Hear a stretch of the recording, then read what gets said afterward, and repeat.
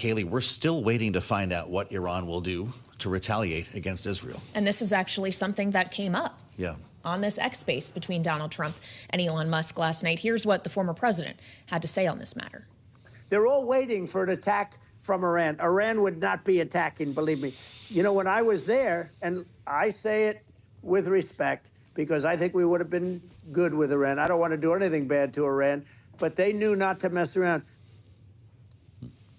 So for more on what's happening in the Middle East, and I guess what would have happened if there were a different president in the office or not, Michael Allen is with us now. He is former special assistant to the president during the Bush administration, now managing director and partner at Beacon Global Strategies. Mike, always good to see you here in studio on Bloomberg TV and radio. Appreciate you joining us. So Donald Trump has said this about a number of hot geopolitical conflicts in the world, that Russia never would have gone into Ukraine, that what's happening in the Middle East October 7th wouldn't have happened. Obviously, they both happened now. I don't know if you really believe that to be true, but his suggestion that Iran wouldn't be going after Israel, considering the contentious nature of Israel's role in the Middle East that has been there pretty much perpetually. Right. Is this being intellectually honest?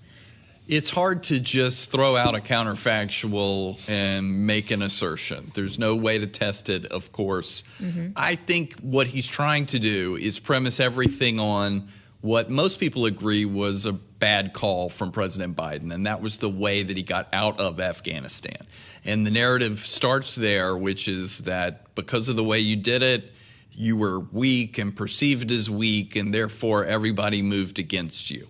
I think that's a fair criticism that people can make, but I mean, can we discern either way? These counterfactuals, it's too hard to do, but it's politics. We're in a presidential election year, and I understand people are going to make those arguments. It's been almost 2 weeks. Tomorrow is 2 weeks since the killing of the political leader of Hamas in Tehran. What is Iran waiting for, or is this part of the retaliation, as has been suggested, the wait? Yeah, I've seen a little bit about that. Maybe they're trying to do psychological mind games on the Israelis, but I don't really think so. I think it's one, like we've talked about, they need to land a punch this time. So they need to figure out the combination of cruise missiles and or ballistic missiles and drones, some of which need to get through.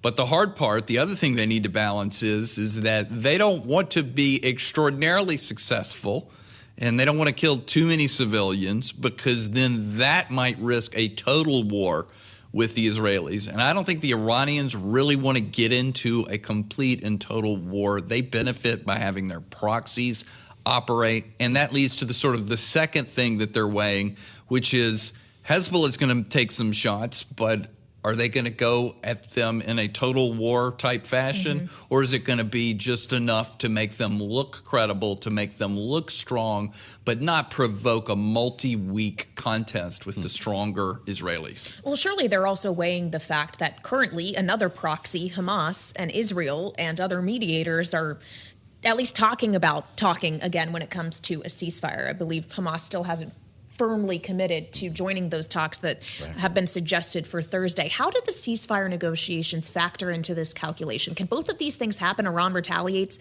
and a proxy find some kind of deal with Israel? I think you're onto something. I didn't think it made sense to put all these things and try and cram them together. I understand the Biden administration is trying to do all that they can to get a ceasefire, but more importantly, to get these hostages home, especially since at least 5 of them are Americans. But I didn't think it just sort of suited what was on the international agenda for the week, which is Hezbollah is trying to take a shot at Israel, Iran, the so-called head of the octopus, and I didn't think that Hamas was going to just step up and say, hey, you know what, it's time for us to make this deal now. I think it would look weak if Sinwar were to make it now, because it would have made them seem afraid of what the Israelis were about to do. So I know how badly everybody wants it, but it didn't seem like the week to advance the ball on it. Yeah, well, in the meantime, the Pentagon's busy sending a guided missile submarine to the theater, the USS Georgia, 150 Tomahawks on board. The USS Abraham Lincoln aircraft carrier strike group is speeding its way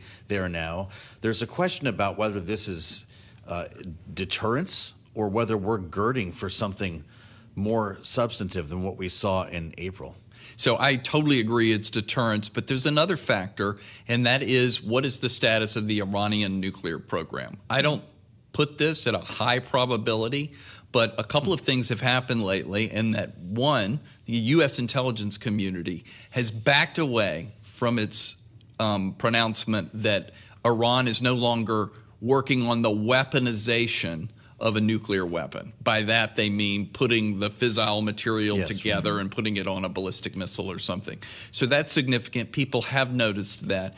And at the same time, the Iranians are thinking to themselves, if we go into a total war situation, what's to stop the Israelis and maybe the United States? I wouldn't put it over 50%, but you've got to think about it. What if the United States says, you know what? I didn't really want Iran to go nuclear on my watch anyway, says President Biden. So maybe we'll go for it now. Don't think that's it, but you have to consider it when you think about how much progress Iran has made on fissile material and now perhaps have restarted the weaponization part of a bomb. Well, you allude to this idea that Biden may be going for things he once was not.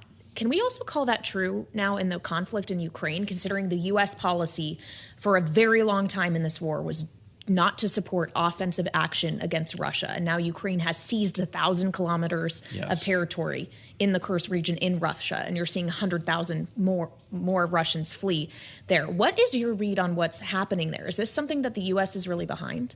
I think that the U.S. probably wasn't consulted because they didn't want to know what the answer would be. I think the Ukrainians kept it a big secret. It sounded like many of the top figures in Ukraine didn't even know what they were doing, even those that were in the officer corps that got moved into the line of fire. I do, however, believe that this is great that the Biden administration is apparently not fighting it. I think that they are allowing it to happen. Allowing it to happen, not hectoring the Ukrainians about what they're up to. Because to me, and we'll have to see how it works out, it's an ingenious move. It's put Putin on the defensive. It's caused, apparently, we're starting to see news reports that the Russians are moving troops out of the south of Ukraine to reinforce where the Ukrainians are running and making incursions into Kursk. So that's good news. I'm not ready to declare this a victory or that the course of the war has changed, but I'm really glad to see that the Ukrainians are mixing it up. Well, you're seeing tens of thousands of Russians, also civilians, be evacuated from that area. Could we be talking days from now about something awful that Vladimir Putin is going to do to the troops in that region? He's clearing out civilians to do something. I think it's very, very possible. You almost can't put anything past what Putin might be up to. I think he is absolutely trying his best to think of something new to penalize the Ukrainians with, and they better look out.